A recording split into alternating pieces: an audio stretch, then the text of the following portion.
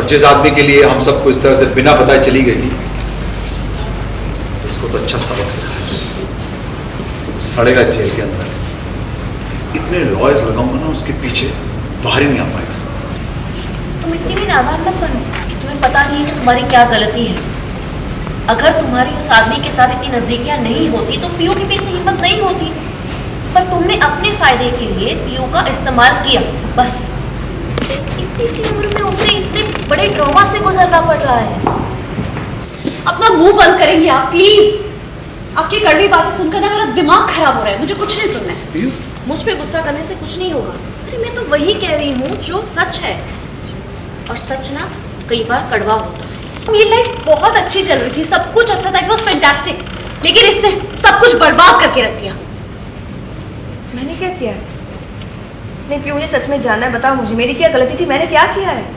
Seriously तुमने क्या किया है? ये बताओ कि तुमने क्या नहीं किया है। तुम्हारा रिलेशनशिप था अनुराग के साथ, मुझे अंधेरे में रखा, मैंने सारी फीलिंग्स एक्सप्रेस की तुम्हारे सामने, लेकिन तुमने उनका मजाक उड़ाया। इनफैक्ट तुम दोनों ने मिलकर मेरी फीलिंग्स का मजाक उड़ाया। शादीशुदा होते हुए भी अपने पति के पीठ पीछे अपने पुराने आशिक के साथ इस तरह रिश्ता रखना शर्म नहीं आई तुम्हें?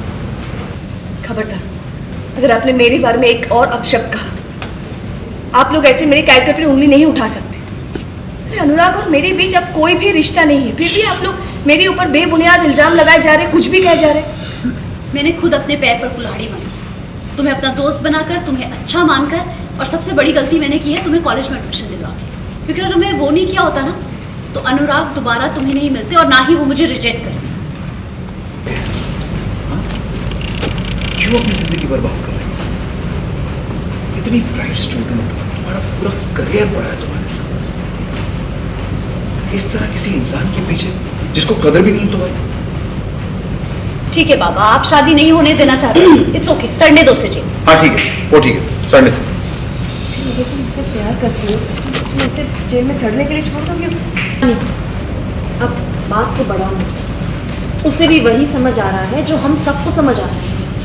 शाश्वत को पीयू का उस आदमी के साथ रिश्ता कभी एक्सेप्टेबल नहीं होता, पर फिर भी तुमने उसे गलत रास्ते पर जाने से नहीं रोका। पीयू को अपने कंट्रोल में रखा, वो भी इतना कि वो हम में से किसी की बात सुनती ही नहीं थी।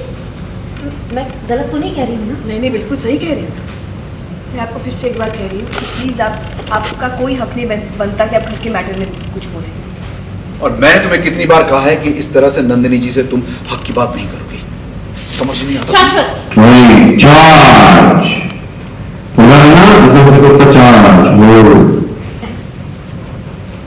अगर तुमने उस पर हाथ उठाया तो वो तुम्हारे खिलाफ एक्शन ले सकती है।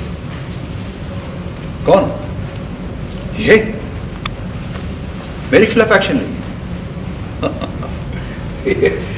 ये क्या बिगाड़ सकते? ना कोई दोस्त, ना घर वाला, ना कोई रिश्तेदार, एक माँ है वो भी लड़खड़ा रही है।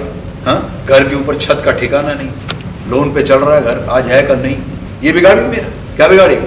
मेरे अंदर आपके लिए कोई भी बदले की भावना नहीं। इससे बेहतर यही होगा कि मैं खुदकुशी कर लूँ, पर मुझ में इतनी हिम्मत भी नहीं कि मैं इतना बड़ा पाप कर सकूँ। तुम इसी लायक, यू डिजर्व इट। तुम भी इससे ऐसे बात कर रही हो? तुम मानो या ना मानो, मैं हमेशा तुम्हें अपनी बेटी की तरह मानूं, तुम्हारी केयर की, तुम्हारे लिए मैंने जो कुछ भी किया है हमेशा दिल से किया।